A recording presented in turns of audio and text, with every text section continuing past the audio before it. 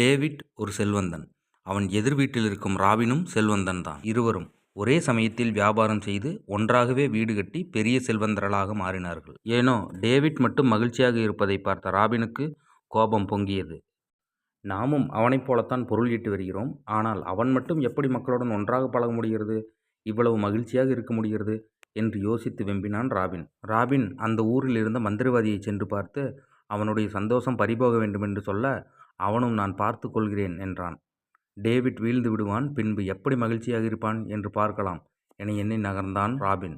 மந்திரவாதி சில மந்திரங்களை போட்டு அவனது வியாபாரத்தை முடக்கினான். டேவிட்டிற்கு திடீரென வியாபாரம் தோல்வியடைய டேவிட் அவன் வைத்திருந்த பெரிய வீட்டை விற்று அதன் அருகில் ஒரு குடிசை வீடு கட்டினான். ஆனாலும் டேவிட் பாட்டு பாடி மகிழ்ச்சியாக இருப்பதை பார்த்த ராபினுக்கு அது எப்படி இவனால் முடிகிறது, வீடும் போய்விட்டது, தொழிலும் முடங்கிவிட்டது, இந்த நிலைமையிலும் மகிழ்ச்சியாக இருக்கிறானே என மறுபடியும் சூழ்ச்சி செய்ய ஆரம்பித்தான். மீண்டும் மந்திரவாதியை சந்தித்தான் ராபின்.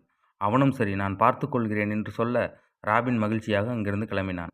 டேவிட் குடும்பத்துடன் அருகில் இருந்த ஒரு நகரத்திற்கு கப்பலில் செல்ல பெருத்த புயல் ஏற்பட்டது. கப்பல் கடலில் கவிழ அவனது மொத்த குடும்பமும் கடலில் காணாமல் போனார்கள். டேவிட் மட்டும் தனியாக அவனது ஊருக்கு வந்தான். இந்த சூழலில் இவன் என்ன செய்யப் போகிறான் என்று ஆர்வமாக பார்த்தான் ராபின்.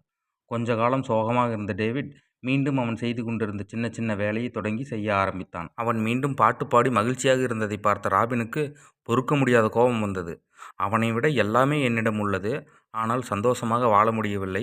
எப்பொழுது எதை எவன் திருடிச் செல்வான் என்ற பயம் ஒரு பக்கம், நன்றாக நடந்து கொண்டிருக்கும் வியாபாரம் மூழ்கிவிடுமோ என்ற பயம், மேலும் எனது குடும்பம் ஆயுள் வரை நன்றாக இருக்க வேண்டும் என்ற இந்த பயங்கள் அவனை வாட்டும் நிலையில் அனைத்தையும் இழந்த இவன் மகிழ்ச்சியாக இருக்கிறானே என்ற வன்மம் வேறு ராபின் தூக்கத்தை கெடுத்தது. ஒருவேளை பணம் இல்லாமல் இருப்பதால் நிம்மதியாக இருக்கிறானோ என நினைத்து கொண்டு அவனுக்கு கொஞ்சம் பணம் பொருள் கொடுத்து பைத்தியம் ஆக்கிவிடலாம் என்று எண்ணினான் ராபின். அதுபோலவே டேவிட்டிடம் சென்று, நண்பா, இந்த பொருளை வைத்து நீ சந்தோஷமாக வாழு, நீ இப்படி பாடிக்கொண்டிருப்பதை கேட்க நான் மகிழ்ச்சி அடைகிறேன் என்று நமட்டுத்தனமாக சிரித்தான் ராபின். இதை எதையுமே யோசிக்காத டேவிட் அவன் கொடுத்த பணத்தை மீண்டும் வியாபாரத்தில் முதலீடு செய்தான். கொஞ்சம் கொஞ்சமாக முன்னேறினான். இதை பார்த்த ராபினுக்கு பொறுத்து கொள்ள முடியவில்லை.